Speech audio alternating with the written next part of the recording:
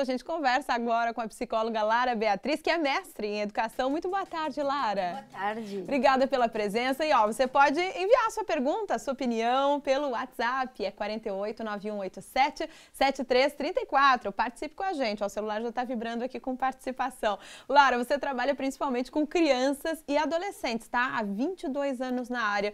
Onde é que você percebe que tá o problema, assim, ou o dilema dos pais, né? Achar um limite entre castigo ou entre orientar mesmo, previamente, né? Para não esperar chegar aquele momento crítico, assim, em que ele se joga no chão do supermercado, exatamente. Tem aquilo, né?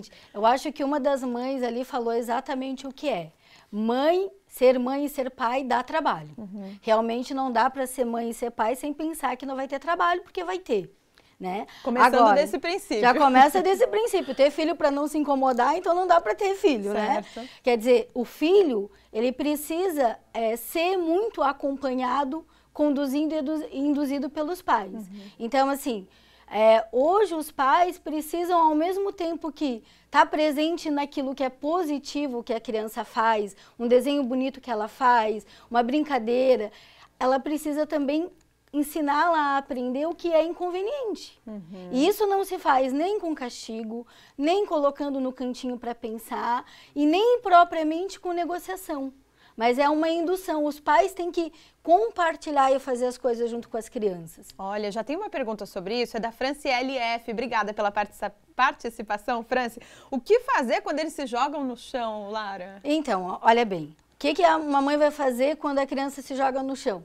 Tem que ver em que contexto que essa criança se jogou no chão, o que estava acontecendo. Claro, varia de caso Ela para caso. Queria um doce quando era para almoçar, a mãe estava insistindo para levar a tomar banho e ela não queria tomar banho, ela queria pegar o bebezinho no colo e não podia pegar. O que está acontecendo? A mãe tem que ver com que problema que a criança está tendo esse tipo de reação e ela tem que induzir a criança nessa situação específica. O problema dela é com a alimentação, então a mãe tem que induzir ela ao quê? A gostar de se alimentar de uma maneira saudável, conduzir, envolver ela, por exemplo. Não, tem pais que falam, a criança não gosta de comer verdura. Envolve a criança no fazer a salada junto, ou ver. Quer dizer, pode ser uma criança pequena, claro que tu vai envolver dentro da idade dela. Então, assim, vamos dizer assim, a chave importante é que o pai e a mãe precisam se envolver com a criança. Sim. Aí ela não vai se jogar no chão. Então, a gente tem que perguntar o antes, né? Antes dela se jogar no chão, com que a criança estava se batendo? Ela queria ficar assistindo TV até tarde?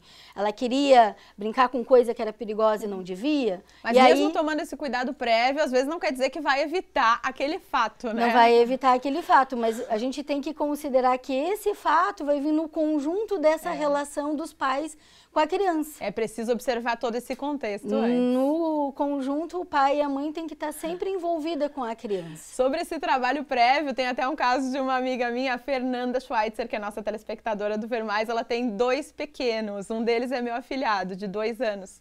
E aí ela ensinou para ele, onde é que tá a paciência? E ele fala, tá dentro de nós.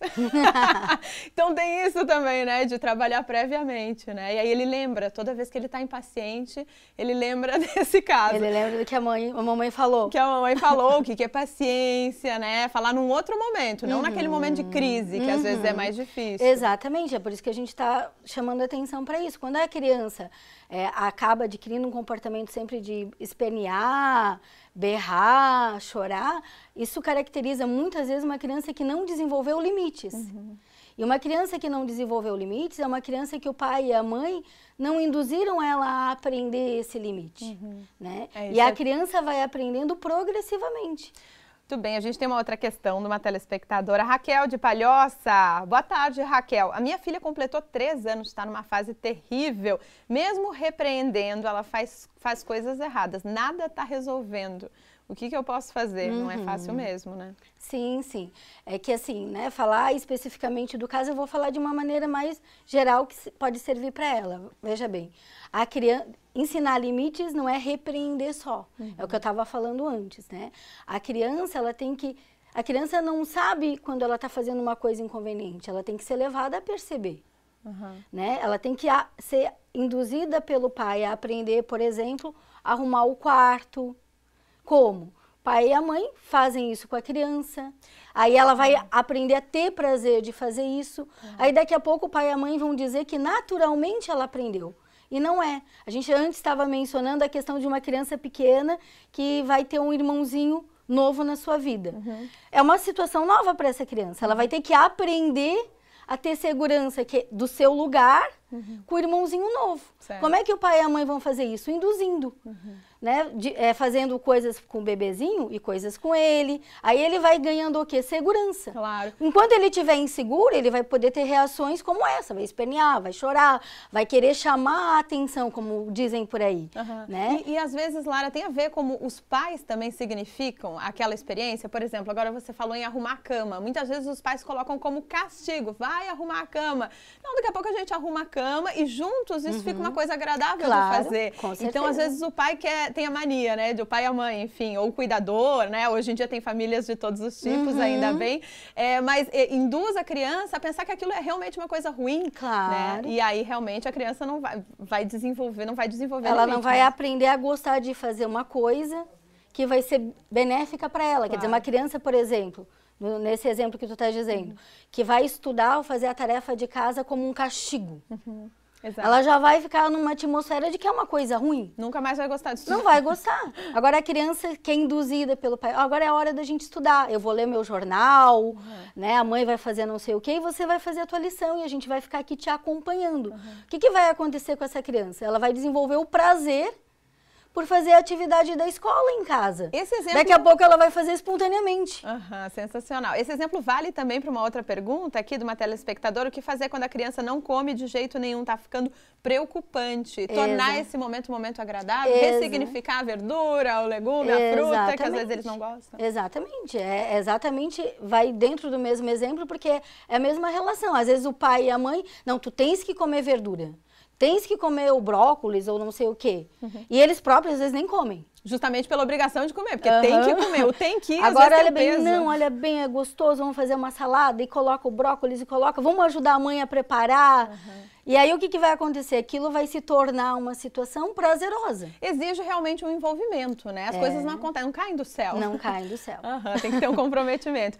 Agora tem uma pergunta de uma mãe de adolescente. O meu filho tem 15 anos e diz pra mim que tem muita preguiça. Isso é normal na idade dele? Eu fico apavorada porque ele é bem diferente de mim. Como é que eu devo agir? Beijo. Então, é bem comum os adolescentes falarem que são preguiçosos, né? Mas, volto a dizer, a gente tem que ver o que está acontecendo com esse adolescente. Né? São os hormônios, é a falta de interesse pelas coisas, né? Essa preguiça, assim, precisa ser, novamente, o pai e a mãe que estão envolvidos vão conseguir perceber e precisam se envolver para perceber. Às vezes o momento da adolescência é a preguiça, né? Mas tem coisas por trás. Exatamente, o momento da adolescência é um momento muito importante, que vem nesse processo do desenvolvimento dos limites, e ele precisa ainda do acompanhamento do pai e da mãe. Não de alguém que vai ficar vigiando, que vai ficar castigando, que vai ficar punindo, mas de alguém que está acompanhando e que está envolvido. Claro. O que essa preguiça aí está prejudicando ele? Ele não está estudando, ele está deixando o esporte de lado, está deixando amigos de lado. O pai e a mãe têm que conversar, conduzir e induzir são os princípios fundamentais. E é importante a gente saber que não tem fórmula mágica, né? Cada caso é um caso. Todos os pais ali da entrevista falaram, a gente está aprendendo a ser mãe todo dia. Né? A psicologia está aí para ajudar, né? Para servir como um instrumento para os pais. Que bom, eu adoro conversar com vocês, não sou mãe ainda, mas é sempre esclarecedor para eu já tentar se preparar para o que vem aí. Lara, a gente agradece a tua presença aqui no Ver Mais, viu?